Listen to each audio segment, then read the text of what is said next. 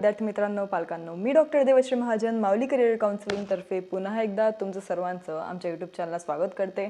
आणि अजून एकदा आपण रिनीट नंतर एक व्हिडिओ घेऊन आलेलो आहे, ज्याच्यात आपण पेपर ॲनालिसिस बघू, कट ऑफ बघू, BAMSचा, BDSचा, BHMSचा, प्लस आपण MBBSचा सुद्धा कट ऑफ बघणार आहोत। पहिले आपण MBBSचा बघू, मग आपण BDSचा बघू आणि BMS आणि BHMSचा आपण थोडं उद्या अपलोड करू, कारण आज आउटकम सांगेल त्या गोष्टीचा, तेवढं तुम्ही लक्षात घ्या। बाकी एकदम डिटेल ॲनालिसिस आपण उद्या आणू, कारण हा व्हिडिओ खूप जास्त लेंदी होऊन जाईल। आणि अजूनपर्यंत महाराष्ट्रामध्ये BMSचा कट ऑफ काय राहणार आहे तो अजून निश्चित झालेला नाही आहे। माझा ग्रुप आणि माझी टीम अजून पण त्या काढण्यात लागलेले आहे। तर आज जे आम्ही सर्व मिळून काढलेलं आहे ते मी तुम्हाला दाखवणार आहे, म्हणजे तुम्हाला सर्व गोष्टी जे ते क्लिअर राहतील। तर सर्वात आधी मी तुम्हाला एक गोष्ट सांगते, जर तुम्ही तुमचा स्कोर बघून किंवा तुमचा स्कोर काढून खचून गेलेले असणार तर this is not the end, this is the opportunity to start over again. ही गोष्ट लक्षात घ्या की तुमचा फक्त नीटचा पेपर देऊन सर्व गोष्टी फिक्स होत नसतात, कन्फर्म होत नसतात। तुमची जी सीट आहे मेडिकलची ती फक्त नीटचा पेपर देऊन भेटत नसते, तर तुम्हाला पुढे काउन्सिलिंग सुद्धा करावं लागते। अजून तुमच्याकडे भरपूर वेळ आहे, तुम्हाला अजून 4 राउंड्स भेटतील जिच्यात तुम्हाला तुमची सीट भेटेल। आता तुम्हाला MBBS नाही भेटणार, पण BDS तरी भेटेल किंवा BMS तरी भेटेल, म्हणून आता तरी खचून जाऊ नका। जर तुम्ही आताच हार मानून घेताय की नाही मला काहीच नाही भेटणार, तर this is not the end. ही तुम्हाला एक अपॉर्च्युनिटी भेटली आहे की तुम्ही काउन्सिलिंगमध्ये पार्टिसिपेट करा आणि तुम्हाला जे कॉलेज पाहिजे त्याच्यासाठी तुम्ही पूर्ण तुमचं 100% द्या काउन्सिलिंगमध्ये। आणि ते नाही भेटलं तर ॲटलिस्ट दुसरं कॉलेज घ्या जे तुम्हाला भेटत असेल, पण तुम्हाला कोणतं ना कॉलेज नक्की भेटेल। मी तुम्हाला गॅरंटी देईल की तुमचे जर जस्ट क्वालिफाईंग मार्क्ससुद्धा असतील तरी तुम्हाला मी एखादा तरी कोर्स देईल आणि एखादं कॉलेज तरी नक्की देईल, म्हणजे तुमचं सिलेक्शन जे ते 100% गॅरंटीड असेल। आता तुम्हाला MBBS करायचं आहे, तुम्हाला जर जस्ट क्वालिफाईंग मार्क्सवर करायचं आहे तर तुमच्याकडे अजून ऑप्शन्स पण आहे की तुम्ही फॉरेनमध्ये पण MBBS करू शकतात, पण ते तुमच्यावर डिपेंड करतं की आता ते तुम्हाला करायचं आहे की नाही, किंवा तुम्हाला इंडियामध्ये राहूनच BDS किंवा BMS करायचं आहे। तर मी तुम्हाला सर्व जे अपॉर्च्युनिटीज आहे, रोडमॅप आहे ते सर्व सांगणार आहे, म्हणजे तुम्हाला एक मोटिवेशन भेटेल आणि तुम्हाला समजेल की ही अपॉर्च्युनिटी म्हणून कशी आपली काउन्सिलिंग जी आहे ती आलेली आहे। तर तुम्हाला सर्व गोष्टी क्लिअर करून देण्याचं काम माझं आहे, तुमचं काम आहे व्हिडिओला शेवटपर्यंत बघायचं आणि काही प्रश्न असतील तर त्याला कमेंट सेक्शनमध्ये टाकायचं, म्हणजे मी ते वाचेल आणि तुम्हाला जे काही रिप्लायज असतील किंवा जे काही माझं उत्तर असेल ते तुम्हाला नेक्स्ट व्हिडिओमध्ये नक्की देण्याचा प्रयत्न करेल। आणि मी सर्व कमेंट्सला रिप्लाय करत असते, मी एक पण कमेंट इग्नोर करत नाही, हे लक्षात घ्या। मी सर्व कमेंट्स वाचते आणि त्याचा रिप्लाय करते, मग ते कसे पण असो आणि कोणता पण प्रश्न तुमचा असो। आता मी इथं ऑल इंडिया काउन्सिलिंग पण सांगणार आहे, महाराष्ट्र काउन्सिलिंग पण सांगणार आहे आणि तुम्हाला सीट भेटण्याची शक्यता कशात राहील ते पण सांगणार आहे। मेन म्हणजे काउन्सिलिंग तुम्ही केली पाहिजे का नाही हा मोठा प्रश्न आता तुमच्यासमोर आला असेल। प्लस खूप लोकांच्या मनात हे आलं असेल की मी आता ड्रॉप घ्यावं की काउन्सिलिंग करावी, कारण ह्या वेळेसचा पेपर खरंच खूप टफ होता, कारण ऑलरेडी आपल्याला ठोस लागून गेली होती नीट 2026मध्ये। आता रिनीटमध्ये NTA ने दाखवून दिलं की ते किती टफ पेपर काढू शकतात आणि हे कोणावर बिततंय तर आता हे त्या स्टुडंट्स बितत आहे ज्यांनी जो क्वेश्चन पेपर आहे तो नॉर्मली त्यांनी फर्स्ट टाइम पण तेवढाच अभ्यास केला होता, यावेळेस त्यांनी अजून जास्त अभ्यास केला पण तरी त्यांना तो पेपर जो आहे तो हार्ड गेला।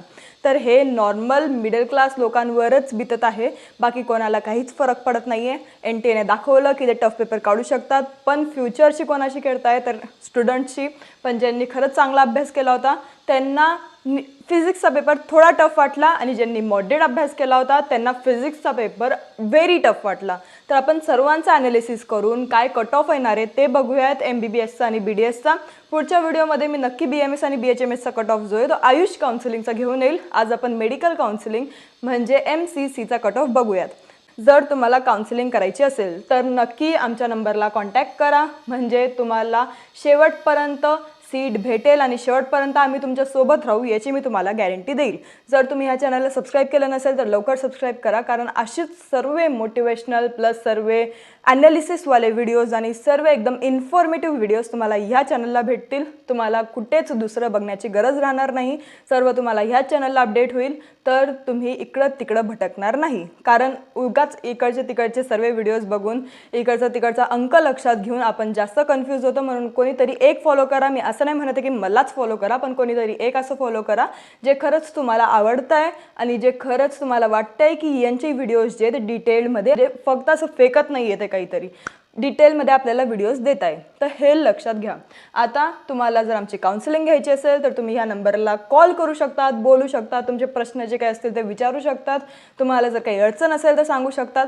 डायरेक्ट फी सेंड करू नका, आधी कॉलवर बोलून घ्या. आम्ही जे सांगू किंवा तुम्ही जे विचारणार त्याच्या आम्ही जे रिप्लाय करू त्याच्यात जर तुम्हाला खरंच सॅटिस्फॅक्शन भेटत असेल तरच तुम्ही तुमची फीस जी आहे ती शेअर करा. डायरेक्ट फीस पाठवल्यावर आम्ही ते रिफंड करतो, म्हणून डायरेक्ट फीस पाठवू नका. आम्ही आमचे जे व्हॉट्सअप चॅनलच्या ग्रुपची लिंक आहे ती पण डिस्क्रिप्शनमध्ये दिलेली आहे, तर तिथून तुम्ही व्हॉट्सअप चॅनल जॉईन करू शकतात. तुम्हाला कोणतीच अडचण राहणार नाही. तर नंबर इज 8275518480.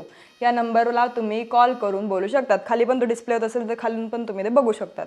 आता आपण मेन म्हणजे आपला जो टॉपिक आहे तिच्यावर येऊ. तर तो आहे नीट 2026चं पेपर ॲनालिसिस. तर आता आपण बघूया की यात एक्सपेक्टेड कट ऑफ वगैरे काय राहणार आहे. तर एक्सपेक्टेड कट ऑफ आपण पुढे बघू. आधी आपण डिफिकल्टी लेवल बघून घेऊ की मोस्टली विद्यार्थ्यांना काय वाटलं होतं, पेपर कसा गेला. तर मोस्टली जर तुम्ही बघाल की जे मेजॉरिटी ऑफ स्टुडंट्स होते त्यांना हेच वाटलं होतं की जो पेपर आहे तो डिफिकल्ट होता, आणि जे थोडे स्मॉल पर्सेंटेजमध्ये स्टुडंट्स होते त्यांचं म्हणणं होतं की पेपर जो आहे तो इझी होता. म्हणजे स्मॉल पर्सेंटेज म्हणजे फक्त अराउंड 10% पर्यंत असे स्टुडंट्स होते ज्यांना पेपर इझी वाटला होता. 60 to 70% पर्यंत स्टुडंट्सला हा टफ वाटला होता, आणि बाकी जे उरलेले 20-30% आहेत त्यांना हा पेपर थोडा मॉडरेट वाटला होता. तर या अकॉर्डिंग आपला कट ऑफ निघेल. तर कट ऑफ कसं निघतो, जे मेजॉरिटी ऑफ स्टुडंट्सला वाटतं की पेपर टफ होता तर कट ऑफ जो आहे तो कमी येईल. जर मेजॉरिटीवाल्यांना वाटलं की पेपर खूप इझी होता तर कट ऑफ हाय येईल. जसं आपण नीट 2026 बघितलाच होता की त्याचा कट ऑफ आपल्याला हाय दिसत होता. आपल्याला MBBS भेटण्याची शक्यता नव्हती, पण जसं आपण 2025मध्ये बघितलं की पेपर खूप टफ आल्यामुळे कट ऑफ खूप कमी पडला होता, तसंच आपल्याला रिनीटमध्ये दिसेल. तर आपल्याला सर्व गोष्टी जे ते कशाने कंपेअर करायचे आहे, तर आपल्याला 2025च्या पेपरने कंपेअर करायचं आहे. म्हणजे जो 2025चा कट ऑफ येत होता त्याच्याहून थोडा अजून कमी कट ऑफ आपल्याला 2026च्या रिनीटमध्ये दिसेल. तर सब्जेक्ट वाईज ॲनालिसिस आपण करून घेऊयात. तर बायोलॉजी सर्वांना इझी टू मॉडरेटच वाटलं होतं, म्हणून बायोलॉजी आपण काय घेतलं आहे, इझी टू मॉडरेट. म्हणजे इझी आला होता आणि काही लोकांना मॉडरेट वाटला होता म्हणून मॉडरेट. नंतर केमिस्ट्रीमध्ये पण आपल्याला भाग दिसतात. तर त्यामध्ये येतं फिजिकल केमिस्ट्री, इनऑर्गॅनिक केमिस्ट्री आणि ऑर्गॅनिक केमिस्ट्री. तर त्यात पण केमिस्ट्री भरपूर लोकांना मॉडरेट टू टफ म्हणजे मॉडरेट टू हार्ड असं वाटलं होतं. तर त्यात टफेस्ट काय होतं, तर फिजिकल केमिस्ट्री खूप विद्यार्थ्यांना टफेस्ट वाटली होती, इनऑर्गॅनिक केमिस्ट्री मॉडरेट वाटली होती, आणि जे ऑर्गॅनिक केमिस्ट्री आहे ते थोडं मॉडरेट टू टफ अराउंड आपल्याला दिसली होती. आता फिजिक्सची गोष्ट आली तर फिजिक्स सर्व विद्यार्थ्यांना most difficult part of the re NEET paper वाटला होता. फिजिक्स मागच्या वर्षी पण 2025मध्ये टफ झाला होता, पण विद्यार्थ्यांचं म्हणणं आहे की या वर्षी 2025पेक्षा जास्त टफ फिजिक्स आलं होतं. तर त्यामुळे आपली कट ऑफ पडण्याची शक्यता जास्त आहे, कारण ऑलमोस्ट बायोलॉजी स्टुडंट्सला फिजिक्स जे आहे ते टफच जातं, आणि त्यात जर अजून फिजिक्स जास्त टफ निघाला असेल तर आपले कट ऑफ खाली पडण्याची शक्यता पुरेपूर आहे. तर आता कट ऑफ कमी जाईल, पण किती कमी जाईल, तर सर्वात आधी आपण क्वालिफाईंग मार्क्स बघू. की जर तुम्हाला क्वालिफाय करायचं आहे, म्हणजे तुम्ही जर स्वतःला एलिजिबल म्हणणार महाराष्ट्राच्या काउन्सिलिंगमध्ये किंवा ऑल इंडिया काउन्सिलिंगमध्ये, तर तुम्हाला किती मार्क्स लागतील की तुम्ही क्वालिफाय धरले जाणार. तर जनरल कॅटेगरीसाठी तुम्ही अराउंड धरून चला की 150 to 155 पर्यंत तुमचं जो क्वालिफाईंग क्रायटेरिया आहे तो येईल. तुम्ही +-15 करतच चला सर्वांमध्ये, कारण -15 पण होऊ शकतात. म्हणजे किती, तर अराउंड 135चा पण एलिजिबिलिटी क्रायटेरिया निघू शकतो किंवा 140चा पण निघू शकतो, प्लस तो जास्त पण येऊ शकतो. पण आपण अराउंड इतकं घेतलेलं आहे की एवढा निघेल, जास्त निघणार नाही, एकदम हाय कट ऑफ नाही येणार. नंतर जर तुम्ही बघितलं की OBC SC ST, तर या तिघींचा आपल्याला अराउंड 125 ते 140 पर्यंत एलिजिबिलिटी दिसत आहे. जर तुम्हाला फॉरेन MBBS किंवा अब्रॉडला तुम्हाला MBBS करायचं असेल तर तुम्हाला एवढं एलिजिबिलिटी नक्की लागतील. आता तुम्ही म्हणणार की OBC अकॉर्डिंग चालेल का, तर नाही, तुम्हाला जनरल कॅटेगरी अकॉर्डिंगच तुम्हाला एलिजिबल राहावं लागेल, क्वालिफाय राहावं लागेल.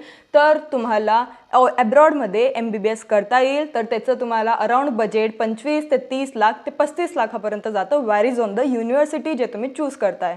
आता जर तुम्ही एकदमच चांगली युनिव्हर्सिटी चूज केली तुम्हाला 40 लाख पण लागू शकतात पूर्ण 5.5 वर्षाचे, आणि जर तुम्ही थोडी कमीवाली युनिव्हर्सिटी पण चूज केली तर तुम्हाला 30 लाख पण लागू शकतात. तर ते कम्प्लिटली डिपेंड्स ऑन यू. तर तुमच्या चॉईसवर त्यांचे जे पॅकेजेस आहे ते व्हेरी करणार.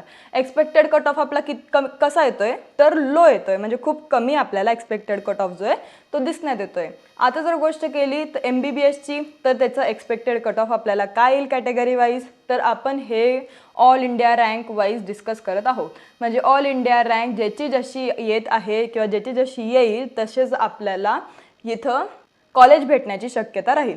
आता तुम्ही म्हणणार की महाराष्ट्र वाईज आपण बघतोय का, तर नाही, महाराष्ट्र वाईज आपण अजून काढलेलं नाही आहे, कारण त्याला थोडा वेळ लागेल, त्याचे डिटेल्स घ्यायला आपल्याला थोडा वेळ लागेल, कारण आपल्याला स्टेट वाईज कॅटेगरी रँकसुद्धा असतो. तर कॅटेगरी रँक अकॉर्डिंग आपल्याला कॉलेज अलॉट होत असतात.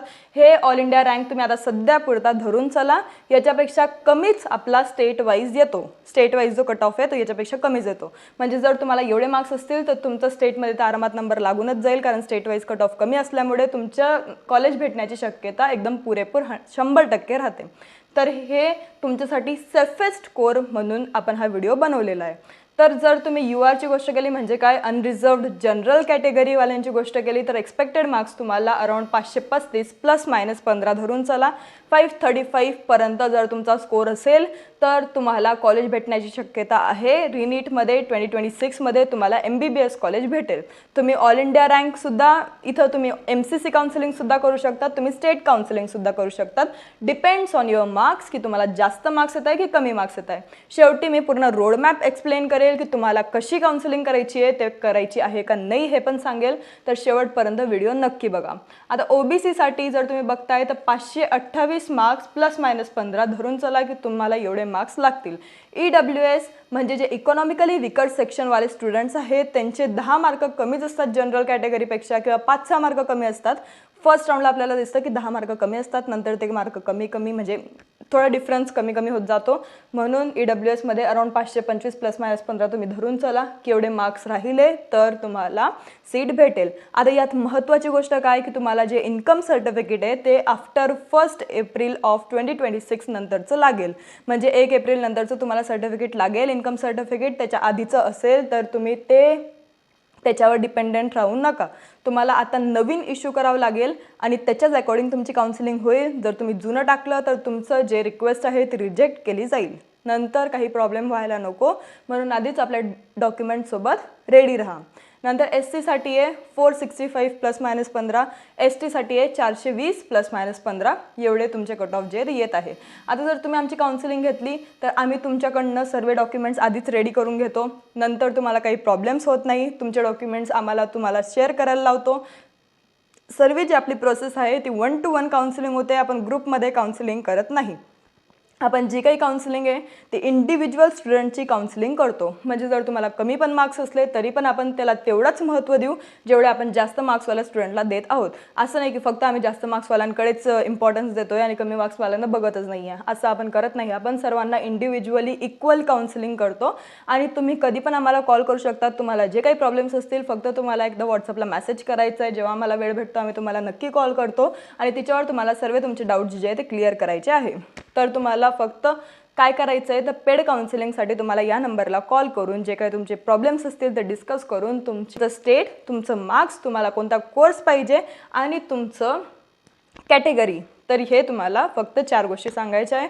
तेवढं सांगा, व्हॉट्सअपला मेसेज करा, आम्ही नक्की तुम्हाला कॉल करू आणि तुमच्याशी बोलून घेऊ. नाही जमलं तर आम्ही नक्की व्हॉट्सअप मेसेजला तरी रिप्लाय करू.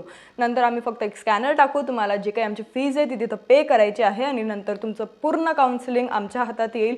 पूर्ण प्रेफरन्स लिस्ट अलॉट करण्यापर्यंत, कॉलेजेस सांगण्यापर्यंत, जी काही सर्व प्रोसेस आहे तुमची रिपोर्टिंगपर्यंत, तिथपर्यंत आम्ही सपोर्ट करत असतो.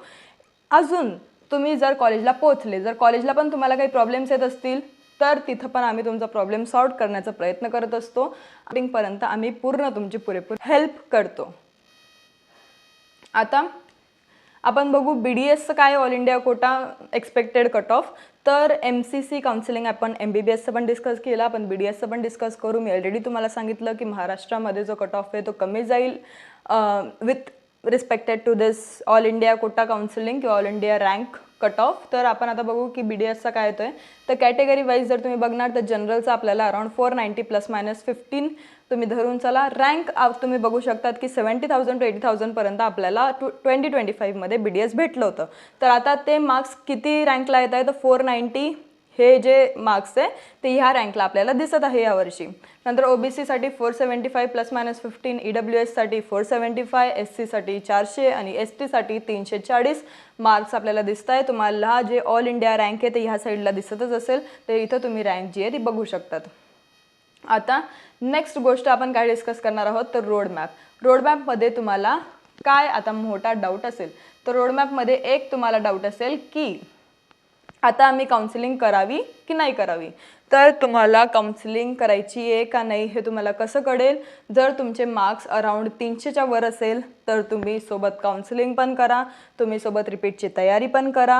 जर तुमची तयारी असेल की मला अदर स्टेटमध्ये पण चालेल, कॉलेज चालेल किंवा अदर स्टेटमध्ये पण मी जर घेतलं ॲडमिशन तरी मला चालेल, काही प्रॉब्लेम नाही आहे, तर तुम्ही 300 मार्क्सवर पण काउन्सिलिंग करू शकतात. फक्त तुमची तयारी राहायला पाहिजे की मला अदर स्टेटला जायचं आहे. आता आम्ही सोबत कोणते काउन्सिलिंग्स करतो तर आम्ही कर्नाटकची, MP, गुजरात आणि महाराष्ट्र हे 4 काउन्सिलिंग आम्ही करत असतो. आता गुजरातचा विषय असा झाला की गुजरात हे क्लोज्ड स्टेट आहे, तर त्याच्यात आपण म्हणजे ज्यांच्याकडे डोमिसाईल नाही आहे गुजरातचं ते अलाउड नाही आहे.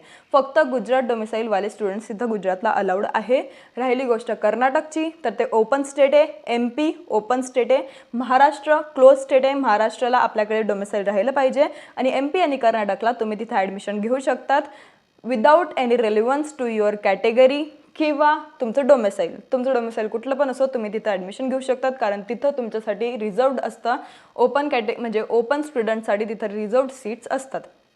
आता MP आणि कर्नाटकवर मी ऑलरेडी व्हिडिओज बनवलेले आहे म्हणून मी जास्त काही डिटेलमध्ये सांगणार नाही. आता रोडमॅपमध्ये आपण बघू की जर तुमचे जनरल कॅटेगरीमध्ये 500+ मार्क्स असतील काउन्सिलिंग करा. OBC, SC, ST जर तुमचे 300+ मार्क्स असतील काउन्सिलिंग करा.